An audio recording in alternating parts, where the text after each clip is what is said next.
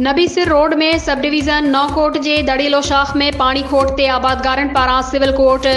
किनरी में दरख्वास्त दाख़िल कराइण वारे अमल बाद इरीगेशन अमले पारां कूड़ा केस दाख़िल कराइण ऐं घरनि ते पुलिस चढ़ाई ख़िलाफ़ आबादगारनि ऐं चांडिया बिरादरी जो एहतजाज। इन मौक़े ते अॻवाननि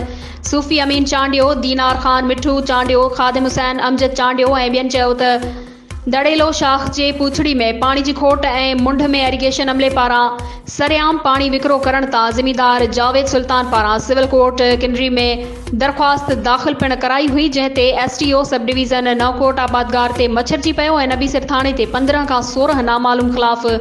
फायरिंग, झेड़े ऐं मौतमार धमकियुनि जो केस दाख़िल करे ज़िमीदारनि जे घरनि ते पुलिस चढ़ायूं कयूं पियूं वञनि। उन्हनि चयो त ज़िमीदारनि पारां हक़ तां इरीगेशन अमलो ज़ाती अना ते लही आयो आहे। STO नौकोट ऐं ज़िम्मेवारनि ख़िलाफ़ कार्रवाई करे दड़ेलो शाख जे आबादगारनि सां इंसाफ़ कयो वञे, न त ॿी सूरत में सख़्त एहतजाज कयो वेंदो।